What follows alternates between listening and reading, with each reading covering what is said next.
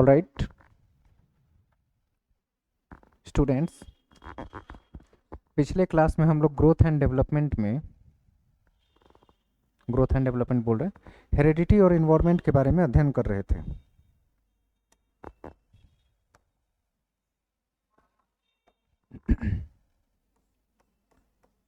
Heredity and environment, इसी पे हम लोग डिस्कस कर रहे थे।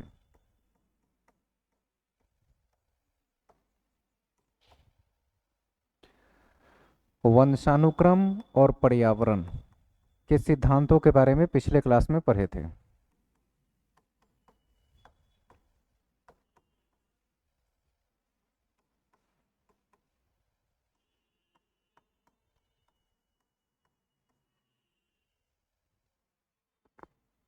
सिद्धांत में जो भी प्रमुख बातें थी वो पिछले क्लास में डिस्कस किया गया था और तकरीबन 8 या 9 सिद्धांतों को पढ़ाया गया।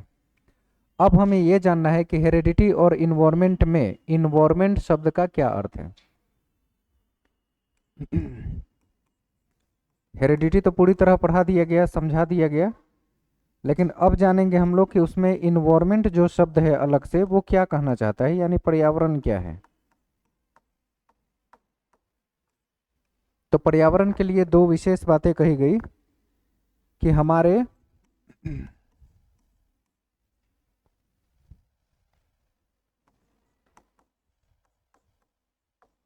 वंशानुगत गुणों के अलावा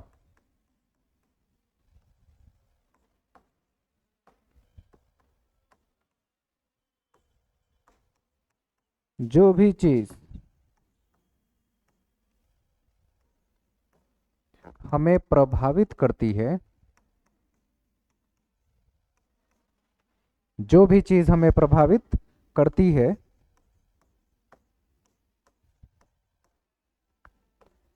पर्यावरण कहलाता है।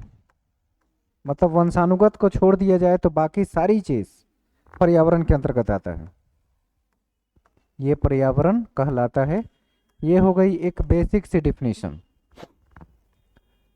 तो इन्वायरमेंट में क्या क्या चीजें हैं जो हमें प्रभावित कर सकती है। तो भाई हम जहाँ रहते हैं, जिस तरह के समाज में है, उसको बंद करके आना था। गेट लगा दीजिए, ईंट लगा दीजिएगा। तो वो पर्यावरण कहलाता है।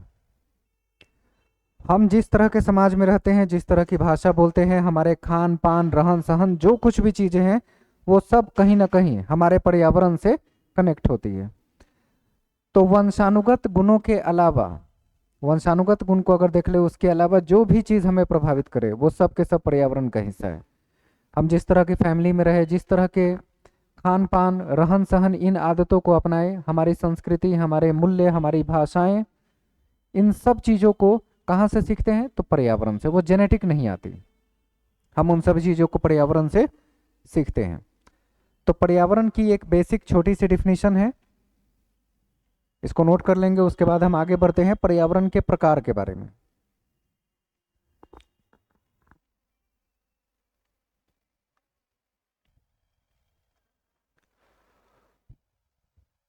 अगर पर्यावरण के बारे में कुछ समझने जानने के लिए लिखना हो तो एक वर्ड लिख लेंगे, एक्सेप्ट जेनेटिक्स।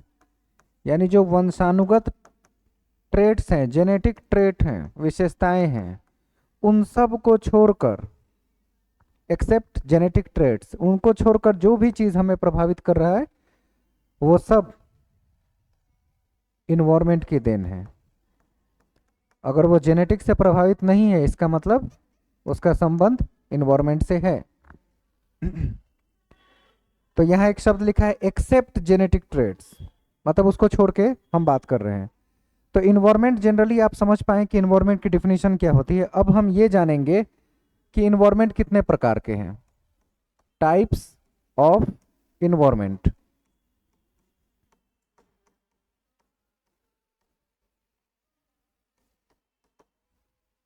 पर्यावरण के प्रकार।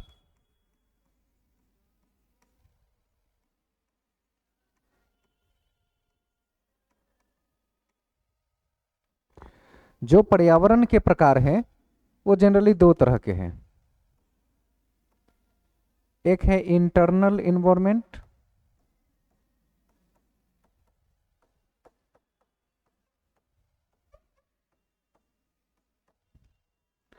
और दूसरा है एक्सटर्नल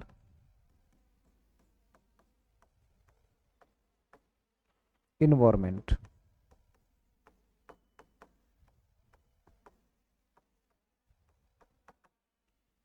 हम इसे कहते हैं हिंदी में आंतरिक पर्यावरण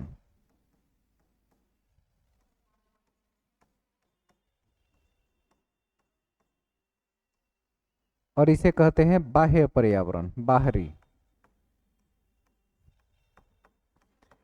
इस तरह से पर्यावरण भी दो प्रकार के देखने को मिल रहे हैं। आंतरिक पर्यावरण का कहने का क्या अर्थ होता है? आंतरिक माने क्या? देख के नहीं बताना है, एग्जैक्ट नॉलेज की होनी चाहिए। आंतरिक पर्यावरण किसी अंदर के माहौल, क्लासरूम के घर की बात नहीं हो रही है। आंतरिक पर्यावरण किसी बच्चे के लिए वह पर्यावरण है जो उसे गर्भकाल में प्राप्त होता है। पेट के अंदर जब रहता है तो उस पर्यावरण को आंतरिक पर्यावरण कहते हैं, जो कि 9 माह का काल है। 9 माह कहें या 280 दिन कहा जाए, तो ये बच्चे का आंतरिक पर्यावरण है। जब वो गर्भ में पल रहा होता है, 9 महीने वहां रहता है, उस पर्यावरण का नाम आंतरिक पर्यावरण है। और बाहरी पर्यावरण जन्म के बाद जो पर्यावरण मिले, जन्म के बाद का पर्यावरण।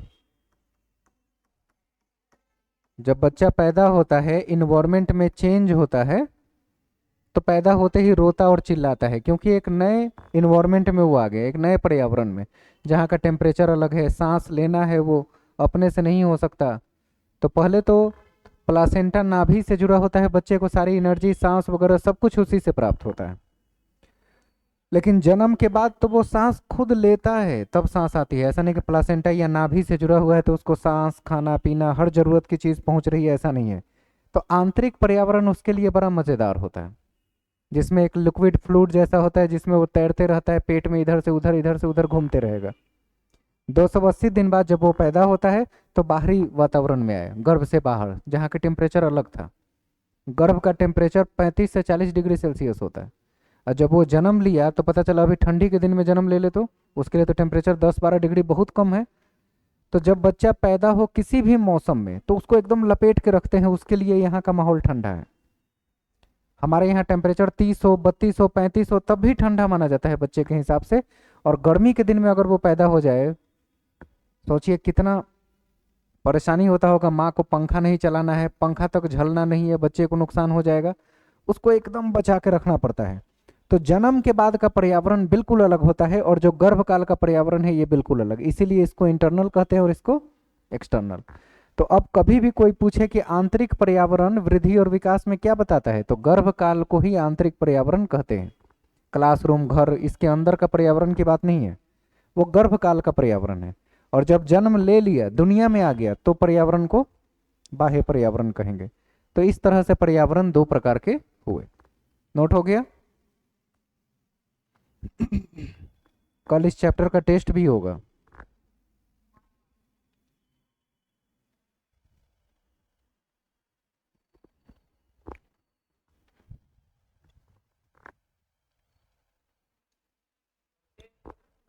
चैप्टर खत्म होगा तो टेस्ट होगा ही होगा।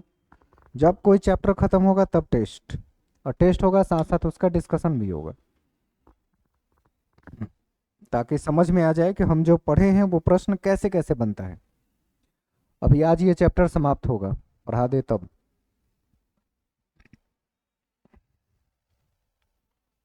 हो गए? अब देखिए, जो चैप्टर हमने लिखा, चैप्टर का नाम क्या लिखा? Heredity and environment.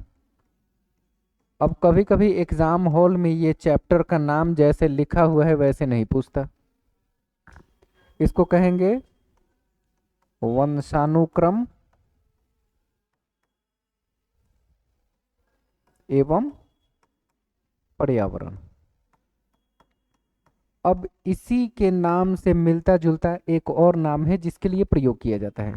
हेरिडिटी और इन्वायरमेंट को एक नया नाम नेचर और नर्चर के नाम से जाना जाता है। नेचर एंड नर्चर दोनों का एक ही अर्थ होता है, अलग अलग नहीं है, बस नाम अलग है। इसको कहते हैं प्रकृति एवं पोषण। स्पष्ट हो गया नाम। अब जिसको ये पता ना हो कि सिमिलर नेम है, तो एग्जाम हॉल में उससे पूछा जाएगा कि प्रकृति का क्या अर्थ है, तो क्या आंसर करेगा? हो गया सत्यानाश नंबर का। जबकि प्रकृति किसके बदले लिखा गया है? वंशानुक्रम के बदले। एग्जाम हॉल में जब ये चीज पूछे एग्जैक्ट पता होना चाहिए। नेचर ही हमारी हेरिडिटी है, यानी ईश्वर ने जो हमें नेचर ने बना के दिया वही हमारी हेरिडिटी से संबंध रखेगी। जबकि पालन पोषण कहाँ होना चाहिए? जन्म के बाद पर्यावरण में पालन पोषण होता है, तो पोषण का संबंध पर्यावरण से, जबकि प्रकृति का संबंध। और किसी को ये ना समझा जाए तो वो क्या समझेगा? प्रकृति का संबंध पर्यावरण। हो गया सत्यानाश, नंबर गए। तो ये जो नाम है इसको ध्यानपूर्वक लिख लेना कि हेरिडिटी और इन्वायरमेंट का ही दूसरा नाम है प्रकृति एवं पोषण। अब इसका एग्जाम्पल समझना है।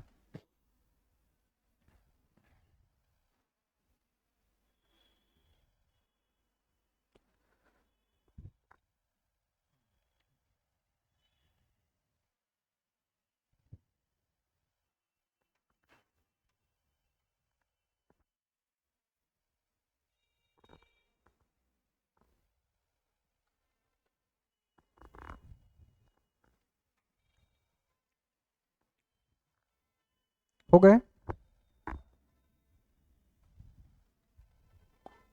दो शब्द तो लिखना ही था। वंशानुक्रम और पर्यावरण का दूसरा ही नाम है प्रकृति एवं पोषण। अब एक सवाल पूछा जाएगा आपसे कि बच्चे के वृद्धि और विकास में वंशानुक्रम और पर्यावरण दोनों में से किसका योगदान ज्यादा होता है? अपने से सोच के बताना है। आपको क्या लग रहा है कि दोनों में से किसका योगदान ज्यादा होता है बच्चे की वृद्धि और विकास में? बच्चे के विकास में इन दोनों में किसका योगदान ज्यादा होता है? पर्यावरण। और कुछ लग रहा है? दो ही ऑप्शन है, या तो पर्यावरण या वंशानुक्रम। तो लग रहा है कि पर्यावरण। पर्यावरण लग रहा है। क्यों लग रहा है? सवाल ये उत्पन्न होता है, क्या इसके पीछे रीजन है कि अंदर से लग रहा है कि पर्यावरण होना चाहिए? किस आधार पर हम कह सकते हैं कि नहीं, पर्यावरण हमारे विकास के लिए ज्यादा जरूरी है?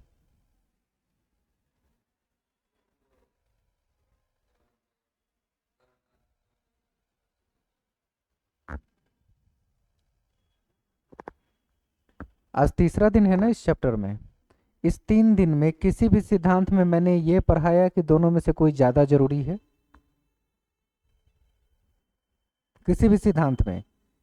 या मैंने एक बार भी बोला कि बच्चे के विकास में ये ज्यादा जरूरी है वो कम जरूरी है? किसी के बारे में दोनों में से क्यों नहीं कहा?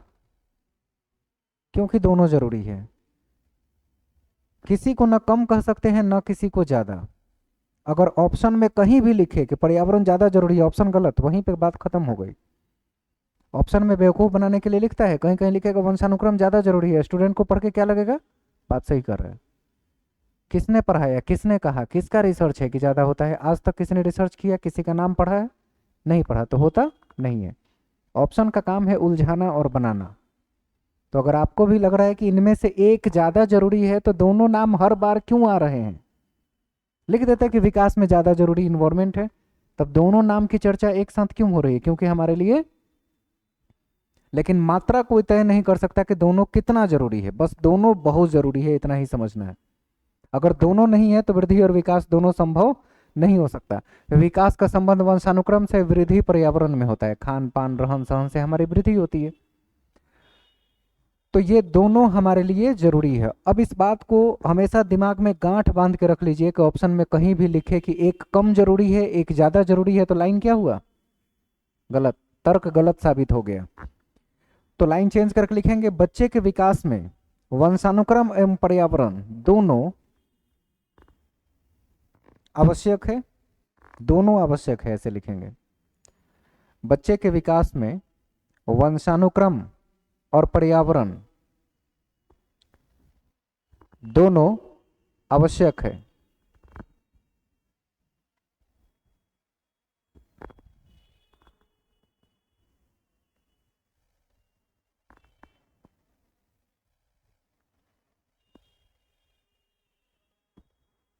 लाइन चेंज करके लिखेंगे, वंशानुक्रम और पर्यावरण दोनों एक दूसरे से जटिल रूप से अंतः संबंधित है।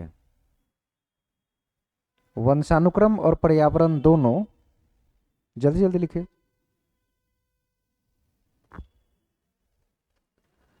वंशानुक्रम एवं पर्यावरण दोनों एक दूसरे से जटिल रूप से अंतः संबंधित है, मतलब जुड़े हुए हैं, जटिल रूप से अंतः संबंधित है। ठीक है,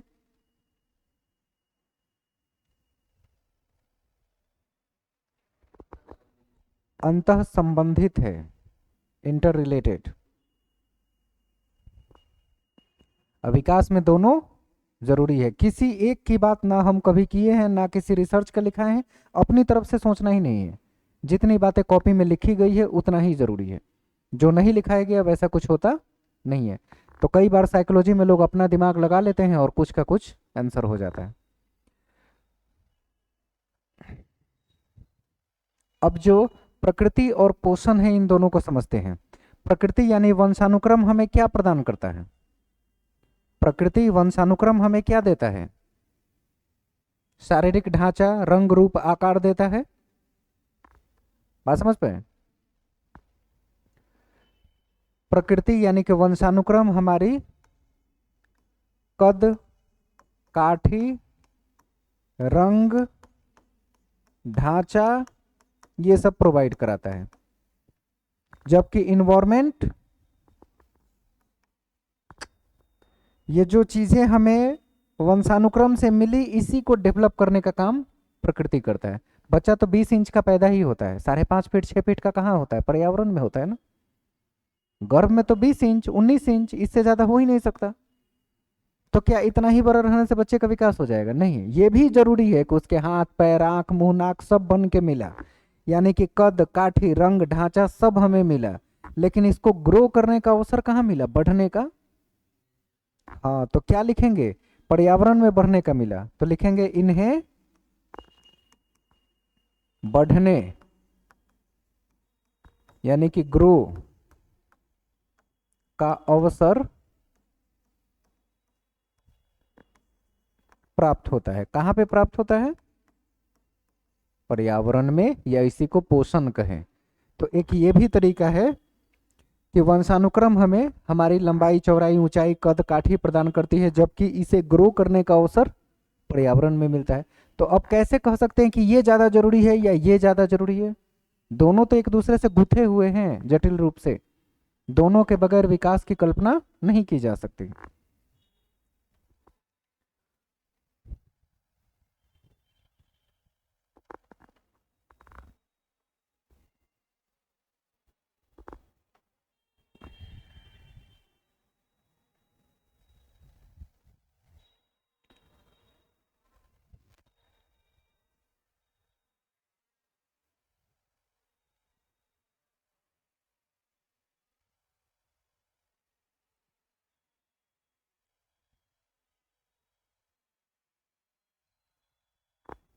हो गया। एक पॉइंट और लिखेंगे, बच्चे के विकास में, बच्चे के वृद्धि और विकास में, ऐसे लिखेगा, बच्चे के वृद्धि और विकास में, वृद्धि और विकास में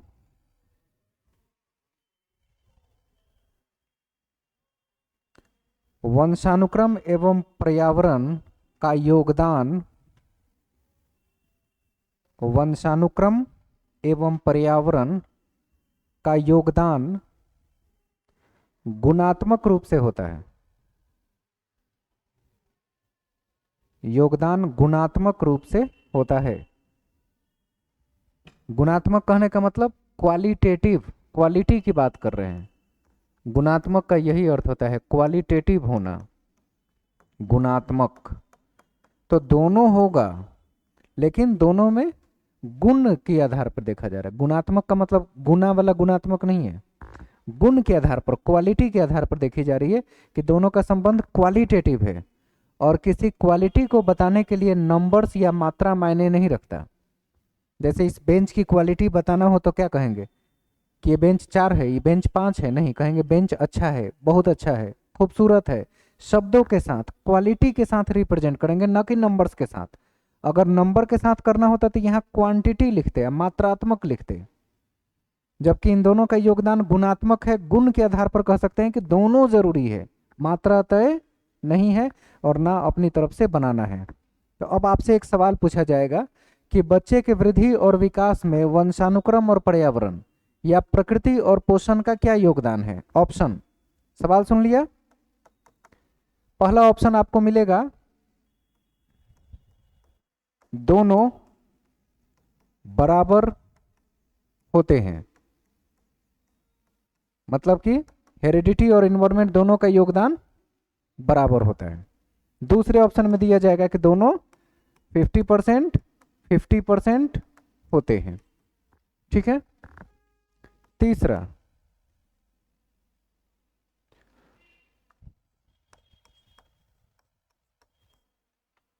दोनों का योगदान योगात्मक होता है।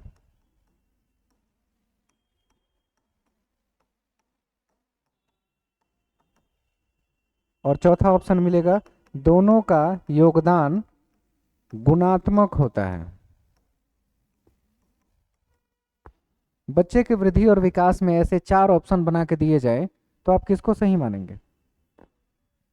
चौथा, क्योंकि अभी पढ़ाया गया, समझाया गया कि योगदान किस रूप में होता है, गुणात्मक, गुण के आधार पर देखा जाता है, मात्रा तय नहीं है कि एक ज्यादा है, एक कम है, एक 50%, एक 60%, ऐसा कुछ नहीं है। तो योगात्मक होता है, ये लाइन भी क्या है, गलत। ये मात्रा में कौन तय किया, आज तक किसी रिसर्चर ने नहीं बताया, तो अपनी तरफ से सोचना नहीं है कि हमको लग रहा है। हम लोग यही पूछते हैं आप लगाने वाले होते कौन है। स्टूडेंट कहता है ना कभी कभी हमको लगता है, तो हम लोग पूछते हैं आप लगाने वाले कौन है, कैसे लगा। जो पढ़ाया जा रहा है उस बारे में सोचना और समझना है।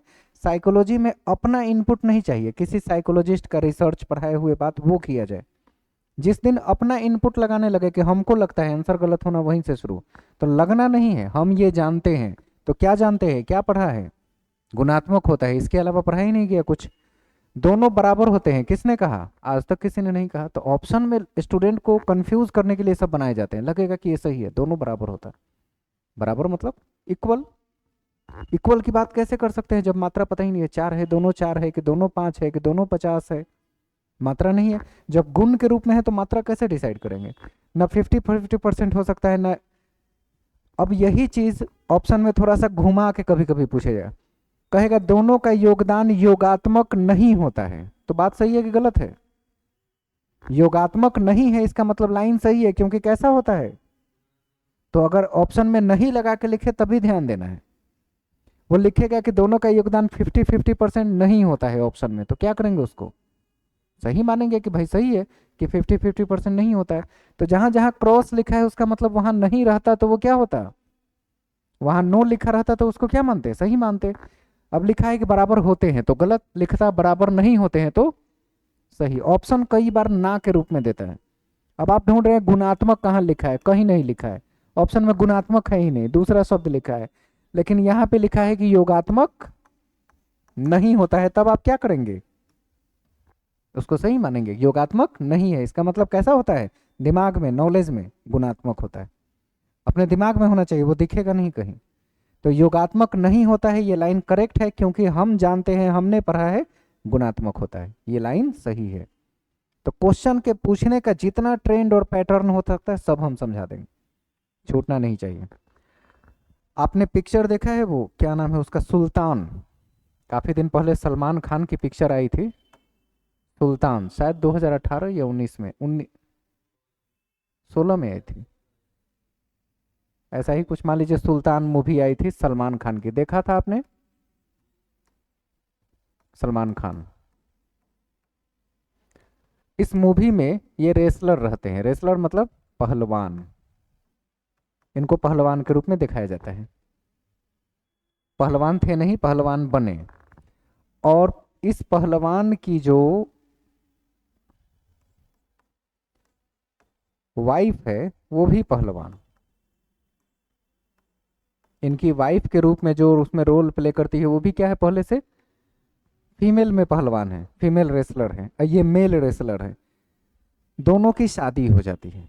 शादी होने के बाद अंत में दिखाया जाता है, जहां फिल्म समाप्त होता है, कि हस्बैंड, मान लीजिए कि ये फीमेल हो गई, ये मेल हो गया सलमान खान, एक बच्चा पैदा हुआ, एक बेबी गर्ल को दिखाया जाता है, एक लड़की पैदा हुई, फिल्म में दिखता है ना लड़की, बाद में एकदम खत्म होता है। तो अब बेबी गर्ल जो पैदा हुई, इन दोनों का गुण लेके आई, पिता भी पहलवान माता भी पहलवान। अब बच्ची में ये गुण जेनेटिकली आया, तो खाली गुण आ जाने से काम हो जाएगा क्या? नहीं। लास्ट में दिखाया ही जाता है कि इसको ड्रेस पहना के, बाल बाल बांध के, वैसे पहना के, और दोनों फील्ड में इसको लेकर इसकी प्रैक्टिस करवा रहे हैं। दोनों बातें क्लियर हुई? जेनेटिक मिला ही, और जेनेटिक के साथ साथ एक सही इन्वायरमेंट भी मिल रहा है, तब जाके वो एक दिन एक अच्छा रेसलर बनेगी। खाली जेनेटिक आए कोई फायदा नहीं, वेस्ट ऑफ टाइम। और जिसमें जेनेटिक नहीं हो, सिर्फ इन्वायरमेंट पर खूब काम कर रहे हैं, उसमें बदलाव ही नहीं दिख रहा है। तो दोनों में से किसी एक की भी कमी रही तो बच्चे का संपूर्ण विकास नहीं होगा। तो उस फिल्म की घटना हम आपको बता रहे हैं कि इन दोनों से बच्ची में जो चीजें मिली वो जेनेटिक रूप से पहलवान हुई, जेनेटिक वो मिला, वंशानुक्रम मिला। और जेनेटिक के साथ साथ अगर इसकी प्रैक्टिस हम रेगुलर करवा रहे हैं, तो प्रैक्टिस में क्या बन गया, ये इन्वायरमेंट। अब बात समझ में आई कि जेनेटिकली बेबी गर्ल पहलवान की बच्ची है, भाई पहलवानी का गुण है, लेकिन उसको इन्वायरमेंट सही नहीं मिलेगा, प्रैक्टिस नहीं होगी, तो वो गुण किस काम का? तो उसके विकास के लिए या एक अच्छा पहलवान बनने के लिए जितना जरूरी जेनेटिक है, उतना ही जरूरी इन्वायरमेंट है। और इसी का नाम लिखा जाएगा यहाँ पे, जेनेटिक की जगह क्या लिखा जाएगा, नेचर, और इन्वायरमेंट की जगह क्या लिखा जाएगा, नर्चर। और इसी को प्रकृति पोषण विवाद कहा जाता है। विवाद, झगड़ा नहीं, दोनों का होना जरूरी शब्द में विवाद वर्ड यूज होता है हिंदी में, प्रकृति पोषण विवाद। इसका मतलब बच्चे के विकास में जितनी जरूरी प्रकृति है, उतना ही पोषण भी है। आपसे एग्जाम्पल क्या पूछा जाएगा, यही सलमान खान की कहानी छोड़ दीजिए, आपसे पूछा यह जाएगा कि एक बच्ची, छोटी सी बच्ची खेल में असाधारण योग्यता का प्रदर्शन कर रही है, किसी भी खेल में असाधारण योग्यता का प्रदर्शन कर रही है, मतलब बहुत अच्छा खेल रही है। उस लड़की के माता और पिता दोनों खिलाड़ी हैं, और वो दोनों इस बच्ची को प्रतिदिन प्रशिक्षण भी देते हैं। तो ये निम्नलिखित में से किसको डिनोट करता है? तो बच्ची के माँ बाप पहले से ही दोनों प्लेयर्स हैं, और वही दोनों इसको प्रशिक्षण देते हैं। तो जो प्राप्त हुआ माँ बाप से वो क्या हुआ, और जो उसको प्रैक्टिस के लिए सही उन लोगों के द्वारा मिला वो, हाँ। तो यही पूछा जाएगा कि चारों ऑप्शन में कौन सा सही है। तो आप चुनेंगे जहां जेनेटिक और इन्वायरमेंट दोनों जिस लाइन में लिखा हो वो सही है, हाँ। या फिर नेचर और नर्चर, उसी के बदले शब्द लिखे जाएंगे। कहानी समझ में आ गया है? एक छोटी बच्ची है, स्कूल में बहुत अच्छा खेल में प्रदर्शन कर रही है। उस लड़की के माता और पिता दोनों क्या है, खिलाड़ी हैं, मतलब वो लड़की जेनेटिकली खिलाड़ी वाला गुण लेके पैदा हुई है। और वो माँ बाप प्रतिदिन उसका प्रशिक्षण भी करते हैं, ट्रेनिंग खुद देते हैं। इसका मतलब उसे क्या मिला, तो उसके विकास में कौन कौन चीज योगदान दे रहा है, जितना नेचर उतना ही नर्चर। क्लियर हो गया? अब इससे ज्यादा एग्जाम्पल हम कितना दे, सलमान खान का दिए, इसका दिए, ऐसे ही होता है। हमारे अंदर जो जेनेटिक गुण मिला, जब तक उसकी प्रैक्टिस हम नहीं करेंगे तब तक वो चीज प्राप्त नहीं होगा। बहुत पहले हॉलीवुड में एक मूवी आई थी जिसका नाम था वांटेड। हम लोगों ने 10-12 साल पहले इस मूवी को देखा, बहुत ही साइंटिफिक मूवी थी, हॉलीवुड में वांटेड। बाद में इंडियन मूवी में वांटेड वगैरह के नाम से बनने लगे। वांटेड मूवी में दिखाया जाता है कि एक साधारण सा लड़का जो कि एक क्लर्क के रूप में किसी कंपनी में काम करता है, उसको लोगों ने किडनैप कर लिया। एक क्लर्क जिसको किडनैप कर लिया गया, और उसको ले जाके एक जगह बंद करके रोज उसको मारा पीटा जाता था, और उससे बंदूक चलवाने की ट्रेनिंग की जा रही थी। ये भी सोच रहा था जिंदगी में कभी हम बंदूक उठाए नहीं, बंदूक चलाएंगे कैसे, कैसे क्या करेंगे। और उसे जबरदस्ती लोग मारते थे, पीटते थे, उसे बंदूक चलवाते थे, रोज ट्रेनिंग उसकी होती थी। जिस आदमी ने उसे उठा के लाया था, तो उसे उसके हेड ने पूछा कि यही लड़का क्यों? तो बोला कि ये लड़का जिसका बेटा है, इसको खुद पता नहीं कि मेरा बाप कौन है, बचपन से ही दोनों अलग हो गए, मर गया, क्या हुआ नहीं पता, लेकिन ये जिसका बेटा है उसके बाप में बंदूक और गोली चलाने की ऐसी क्षमता थी कि गोली ऐसे मूव करके जाके किसी को लग जाए। सीधा चलाना तो बड़ी आसान होता है, लेकिन ऐसे चलाना कि गोली मूव करके जाके दूसरी तरफ लग जाए, ये क्षमता सिर्फ उसके पिता में थी। तो जेनेटिकली उसके अंदर आई होगी, उसे खुद पता नहीं है। तो जब तक हम इसका प्रशिक्षण नहीं करेंगे इसकी क्वालिटी कैसे पता चलेगा। तो मार पीट के प्रशिक्षण कराते थे, और जिसको कराते थे उसको पता नहीं कि मेरे अंदर बंदूक चलाने की गुण है। और फाइनली वो 3 से 6 महीने के बीच ट्रेंड हो जाता है। 3 से 6 महीना में बिल्कुल अपने पिता की तरह वैसे मूव करता हुआ वो गोली चलाने लगता है। कितने सारे मर्डर करता है वो, अनजाने में बुरा आदमी कह के उसे मर्डर करवा दिया जाता है, उसको खुद पता नहीं आदमी अच्छा था कि बुरा था।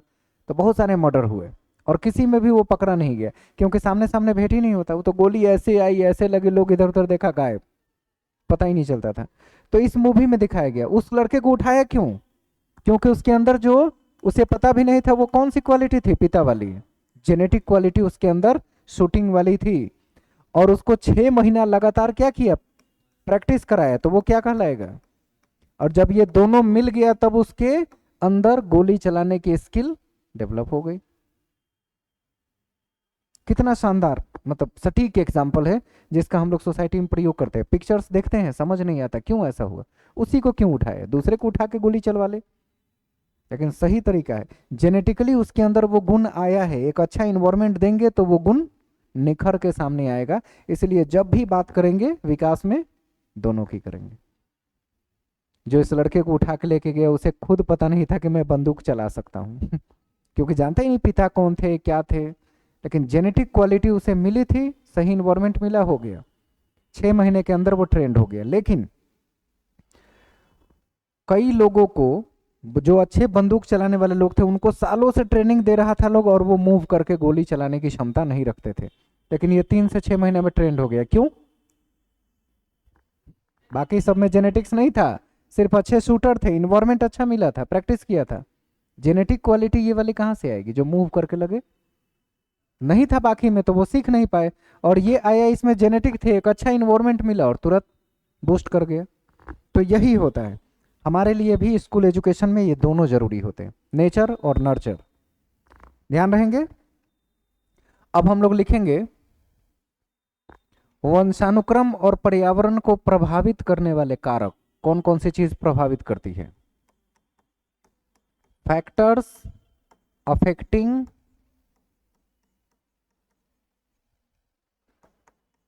Nature and nurture. वंशानुक्रम और पर्यावरण को प्रभावित करने वाले कारक।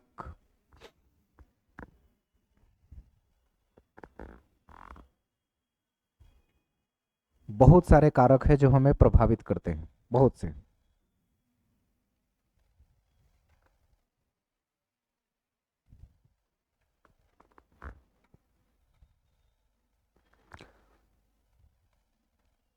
इसमें दोनों को एक साथ न लिख के पहले नेचर की डिस्कस करते हैं। नेचर लिखे या इसको लिखे हम लोग हेरिडिटी।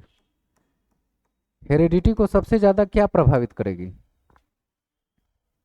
अगर मैं पूछूं कि सबसे ज्यादा कौन सा चीज प्रभाव डालेगा हेरिडिटी को, क्योंकि इसके बगैर तो अधूरा है। सबसे ज्यादा उस पर प्रभाव इन्वायरमेंट का होगा।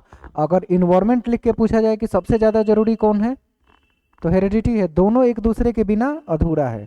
तो अगर पूछा जाए कि हेरिडिटी को सबसे ज्यादा प्रभावित कौन करेगा, तो पहला नाम इन्वायरमेंट का। क्लियर। पर्यावरण हो गया, बहुत सारे नाम लिखवाएंगे, लिखना शुरू कीजिए, हम बोर्ड पर लिखते रह जाएंगे, वैसे ऐसे बोलेंगे तो जल्दी जल्दी होगा। पर्यावरण हो गया पहला। दूसरा लिखेंगे जलवायु, घर परिवार, घर परिवार, माता पिता, घर परिवार, माता पिता, बिना रुके फटफट एक एक शब्द लिखते जाइए, ऊपर से नीचे लाइन खींच खींच के अपना लिखिएगा, आगे बढ़िएगा। हो गया। खान पान, संतुलित आहार, बैलेंस डाइट, संतुलित आहार,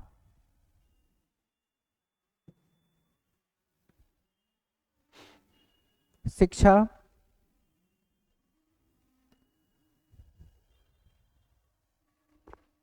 भाषा, संस्कृति, धर्म, जाति, समुदाय,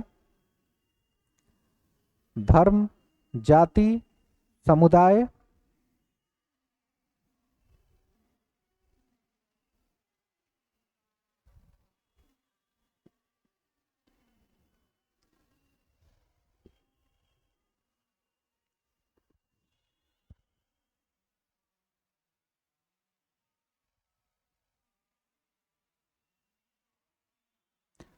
अनुवांशिक रोग,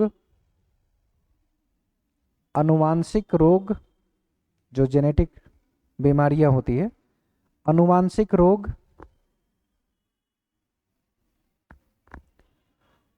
हार्मोन डिसऑर्डर,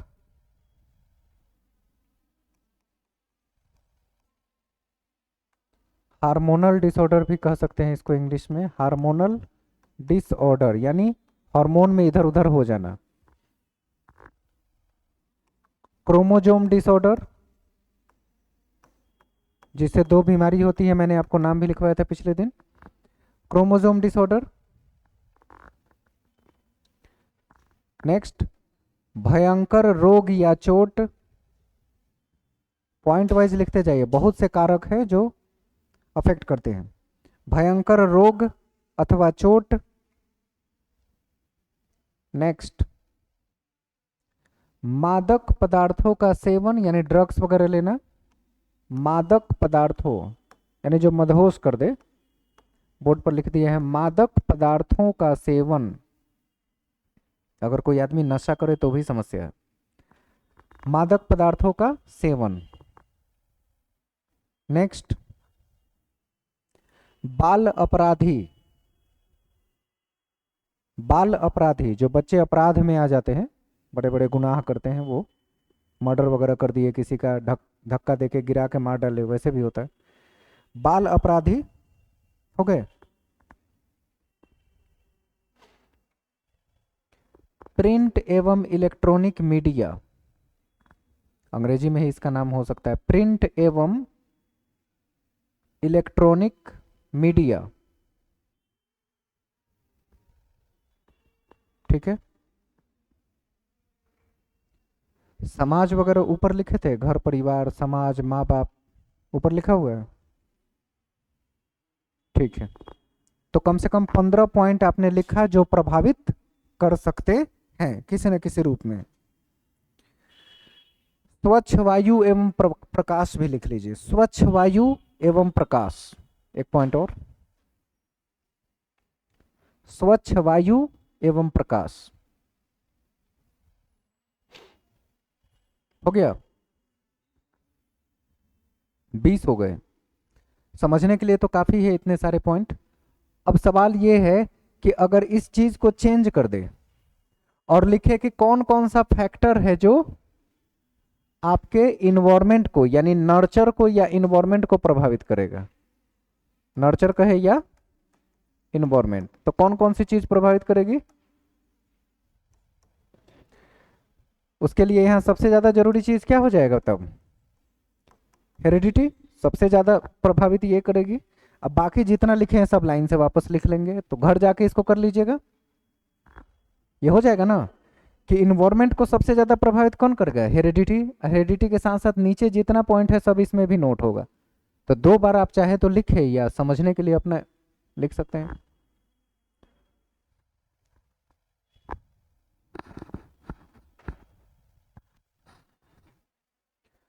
अगर एक बच्चे में उसके माँ और संबंधित खानदान के गुण आए तो उसे क्या कहेंगे,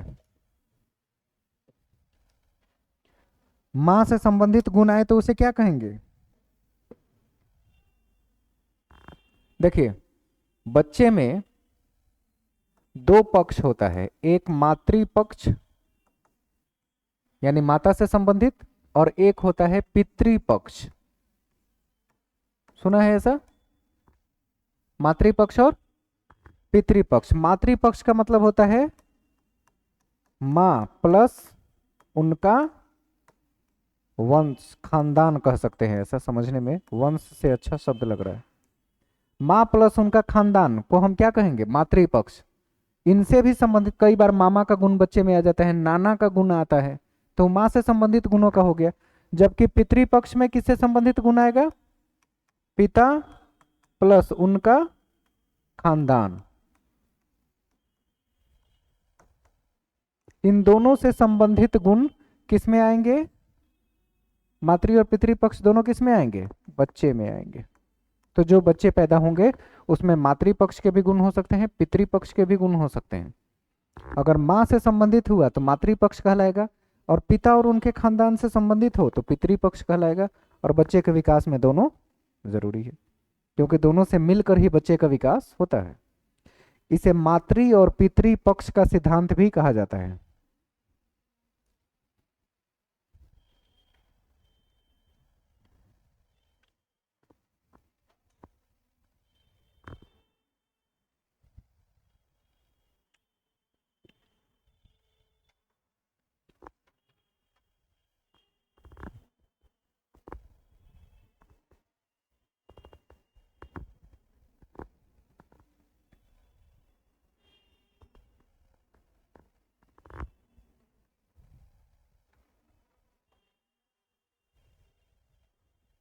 हो गए।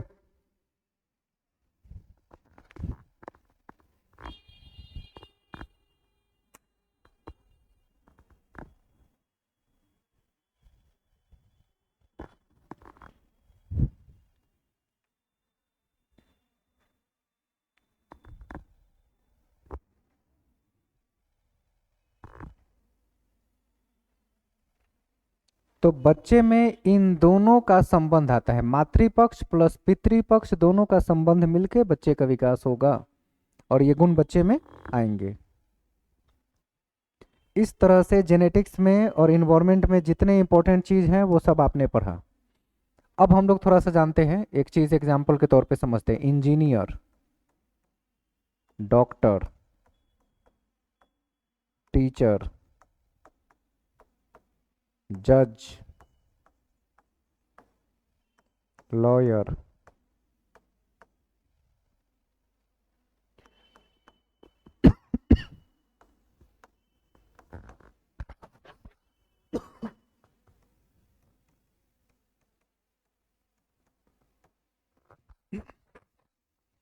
एडमिनिस्ट्रेटर,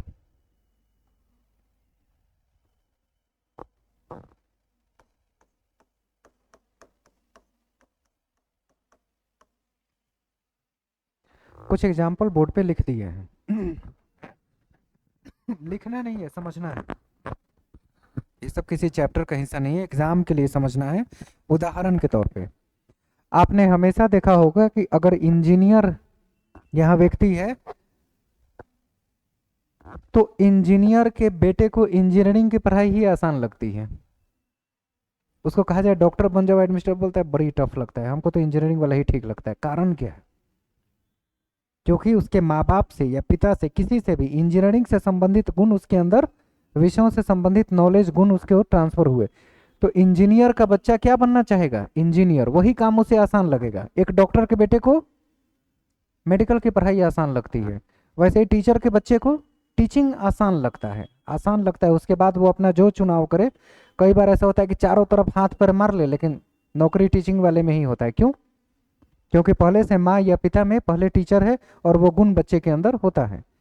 जज, वकील, जो भी लोग हैं उनके बच्चे उनकी ही संबंधित पढ़ाई करना चाहते हैं। रीजन क्या है, क्योंकि बच्चा जब पैदा हुआ तो बहुत सारे गुण लेके पैदा हुआ जो मम्मी और पापा में थे। अब बस उसे एक अच्छा इन्वायरमेंट मिला, कम मेहनत किया और आगे निकल गया, बाकी सबसे आगे निकल जाएगा वो। तो रीजन वही है, जेनेटिक्स।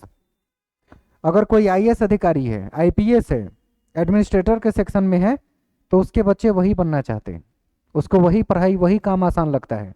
अगर एक आईएएस अधिकारी के बच्चे को कह दिया जाए टीचर बन जाए तो कहता है ना, मेरे बस की चीज़ नहीं है। हम लोग को आदत है कि कमांड हाथ में ले, डिसीजन मेकिंग क्षमता चाहिए, हमको वही बनना है।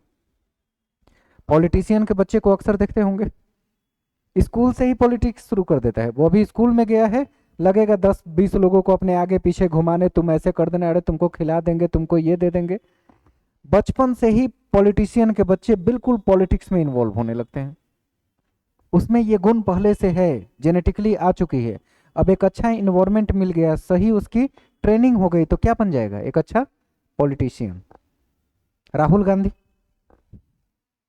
एक अच्छे पॉलिटिशियन का बेटा एक अच्छे पॉलिटिशियन के रूप में धीरे धीरे उभर के सामने लोगों के आ रहे हैं। लालू प्रसाद यादव का बेटा, दिख रहे हैं ना ये लोग, लोक जनशक्ति पार्टी, क्या नाम था उनका, उनका बेटा? नहीं, तेज प्रताप तो, चिराग पासवान। पापा का नाम क्या था उनका?